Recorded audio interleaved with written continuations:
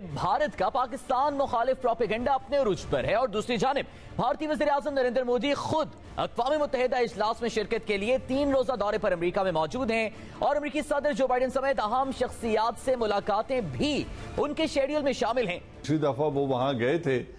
तो वहां भी उन्होंने खिताब किया, तो उसके बाद क्या दुनिया का क्या रिस्पांस था? क्या कश्मीर से वो पाबंदियां उठा ली गई? दुनिया में रियल पॉलिटिक है और वो दुनिया अपने मकासद को देखती।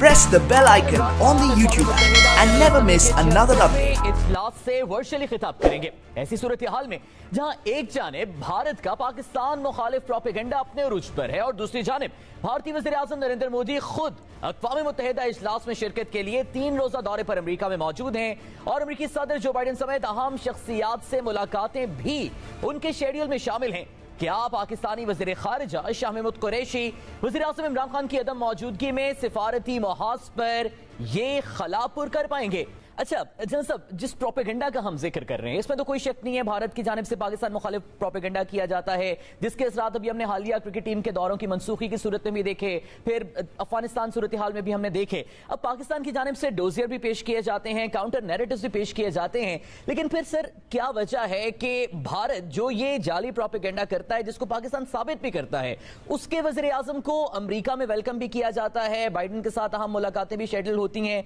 लेकिन पाकिस्तान जो अपना दिफा पेश करता है, भारत के झूठे प्रोपेगेंडा को बेनकाब करता है, वो अभी भी इंतजार करता है कि हमारी जो काविशें हैं उनको सराहा जाए, मुखलिसाना काविशों को। क्या हम जो बैनुल-अक़वामी सतह है, सिफारती सतह है, उस पर सही तरीके से अपना मौक़िफ़ पेश नहीं कर पाते या हम काउंटर नैरेटिव सही से नहीं दे पाते? सर जी नहीं, ये इनमें से कोई भी वजह नहीं है। वजह सिर्फ इतनी है कि इस वक्त हिंदुस्तान की वेस्टर्न पार्स को और बिलखुसूस अमेरिका को जरूरत है, चाहे वो क्वाड के एतबार से हो, चाहे वो रीजन में जो डेवलपमेंट्स हो रही हैं उनके एतबार से हो, चाहे वो चाइना के खिलाफ हिंदुस्तान को इस्तेमाल करने के लिए जो उनको लॉजिस्टिक बेसिस और अपनी जो मैरीटाइम पार है उसकी लॉजिस्टिक और मेंटेनेंस के लिए पोर्ट्स चाहिए हो, जो सहूलतें चाहिए उनकी ज़रूरत हो, तो ये एक स्ट्रेटेजिक इंटरेस्ट का कोइंसाइड करना एट द मोमेंट वो कोइंसाइड कर रहा है अमेरिका के साथ, वेस्ट के साथ, ऑस्ट्रेलिया और जापान के साथ। ये जो इस एरिया में डेवलपमेंट इस वक्त हो रही है, इस तमाम में हिंदुस्तान की सिग्निफिकेंस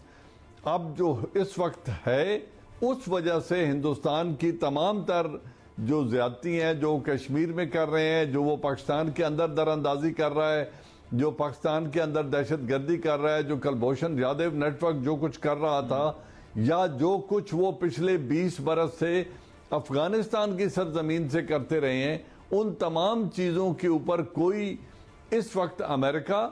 या वेस्ट कोई एक्शन लेना नहीं चाहता, क्योंकि उनके मफाद इस वक्त आपस में कोइंसाइड कर रहे हैं। जब पाकिस्तान के साथ यही मफादात मिल रहे थे तो पाकिस्तान को आइसोलेट करने के लिए, पाकिस्तान को दहशतगर्द डिक्लेयर करवाने के लिए हिंदुस्तान ने अपने पूरा जोर लगाया पूरी दुनिया में, लेकिन वो अपने मकसद में नाकाम रहा, क्योंकि उस वक्त पाकिस्तान की अमेरिका को जरूरत थी। अब चूंकि अफगानिस्तान से अमेरिका निकल के जा चुका है, अब उनका वो मफाद पाकिस्तान के साथ नहीं रहा जो इससे पहले हुआ करता था। अगरचे पाकिस्तान की strategic, Jio economic, Jio political and geo strategic interest और उनका जो अहमियत है वो अपनी जगह पे कायम है। ठीक है, आज भी पाकिस्तान न दुनिया में आइसोलेटेड है, 2 वीटो पावर्स हैं जो इस वक्त भी पाकिस्तान के साथ मिलके चलने को तैयार हैं, चाइना और रशिया। और जिस तरीके से 8 ममालिक ने अपनी इंटेलिजेंस कॉन्फ्रेंस इस पाकिस्तान की दावत पे बुलाई, तो अब जो जियो स्ट्रेटेजिक इक्वेशंस हैं वो तब्दील हो रही हैं और उनमें एक तरफ एक वाज़े टिल्ट नजर आ रहा है हिंदुस्तान की तरफ, और जो हमारे रीजन में वाज़े टिल्ट नजर आ रहा है पाकिस्तान की तरफ। अब इसको देखते हुए आगे किस तरीके से चलना है, अपने आगे की मनसूबाबंदी किस तरीके से करनी है, क्योंकि हम अमेरिकन ख्वाहिशात पे अमल नहीं कर सकते। बिल्कुल ठीक है। जो कुछ अमेरिका अब हमसे चाहता है वो सब कुछ देना मुमकिन नहीं है, तो कंस्ट्रक्टिव एंगेजमेंट अमेरिका के साथ एक तरफ जरूरी है, لیکن ایسی بات نہیں ہے کہ آپ اپنے اسٹریٹجک مفادات پہ تو سمجھوتا کر لیں، چاہے وہ کشمیر کے حساب سے ہو، چاہے وہ چائنا کے ساتھ جو ہمارے معاہدے ہیں وہ ہوں، یا ہمارے نیوکلیئر جو آرسنل ہے اس کے بارے میں، تو ان تینوں چیزوں کے بارے میں کوئی کمپرومائز ہو نہیں سکتا۔ جنرل صاحب، سب سے پہلے آپ سے گفتگو کا آغاز کریں گے۔ وزیر اعظم کا جو آج خطاب ہوگا اس میں جو اہم امور ہیں اس پر تو آپ سے تفصیلاً بات کریں گے، لیکن سب سے پہلے ذرا یہ بتائیے گا کہ موجودہ صورتحال افغانستان میں جو ہوا، خطے کی موجودہ صورتحال، پاکستان پر جو بھارت کے پاکستان مخالف پروپیگنڈا اس وقت چل رہا ہے، اس ساری صورتحال میں کیا آپ سمجھتے ہیں کہ وزیر اعظم پاکستان عمران خان کو بذات خود جا کر اقوام متحدہ جنرل اسمبلی میں خطاب کرنا چاہیے تھا؟ اس کی سگنیفیکنس زیادہ ہوتی سر؟ نہیں، میں نہیں سمجھتا کہ ان کے جانے یا نہ جانے سے کوئی فرق پڑتا ہے۔ ایک ٹائم سلاٹ الاٹڈ ہے، اور اس میں ٹائم میں جو انہوں نے یونائٹڈ نیشن جنرل اسمبلی سے خطاب کرنا ہے وہ پوری دنیا سن رہی ہوگی اور وہ بات کر رہے ہوں گے۔ جب پچھلی دفعہ وہ وہاں گئے تھے تو وہاں بھی انہوں نے خطاب کیا، تو اس کے بعد کیا دنیا کا کیا ریسپانس تھا؟ کیا کشمیر سے وہ پابندیاں اٹھا لی گئیں؟ دنیا میں ریال پولیٹک ہے، اور وہ دنیا اپنے مقاصد کو دیکھتے ہوئے، اپنے اسٹریٹجک انٹرسٹ کو دیکھتے ہوئے، اپنے مفاد کو دیکھتے ہوئے موو کرتی ہے۔ اس سے بڑی بہت بڑی دھواں دار اور زوردار تقاریر یونائٹڈ نیشن کے پلیٹ فارم پر پہلے بہت سارے ہمارے پولیٹیکل لیڈرشپ کر چکی ہے، لیکن 74 ایئرز میں کیا تبدیلی ہمیں نظر آئی ہے؟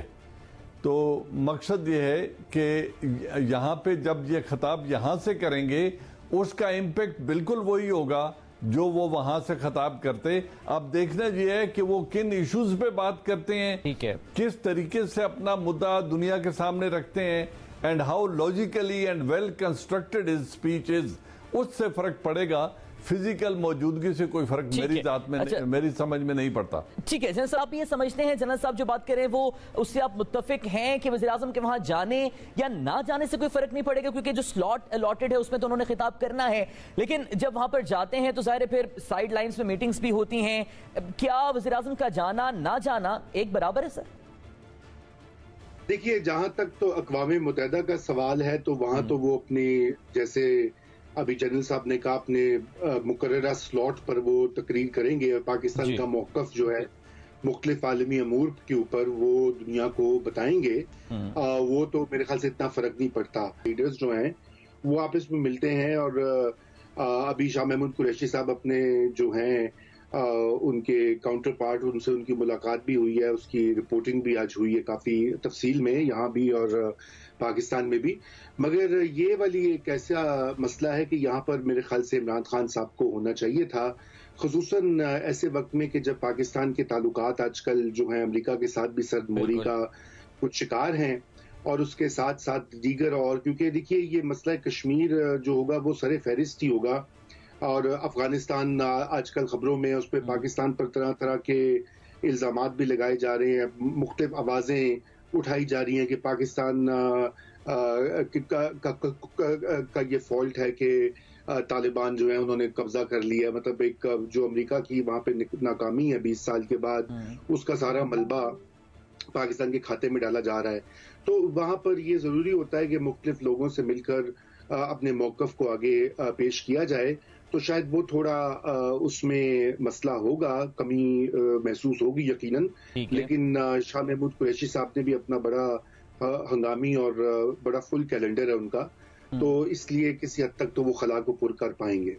اچھا رضا رومی صاحب، ہم آپ سے یہ جاننا چاہیں گے کہ جو آپ نے دو اہم معاملات کا ذکر بھی کیا، ظاہر کشمیر کا معاملہ ہمیشہ سے پرائیورٹی پہ رہا ہے ہمارے UN ایڈریس میں، اور افغانستان کی موجودہ صورتحال میں بھی جو پاکستان پر ایک تو آپ نے بھی ذکر کیا جو الزامات لگائے جا رہے ہیں، اور ڈیفینیٹلی پاکستان اپنا دفاع بھی پیش کر رہا ہے۔ امریکہ میں جو عام شہری موجود ہیں ان کے نزدیک پاکستان کا یہ تاثر کس طرح سے ہے اس ساری صورتحال میں، افغانستان کی کوششوں کو لے کر بھی اور دیگر خطے میں امن کی کوششوں کو لے کر بھی سر؟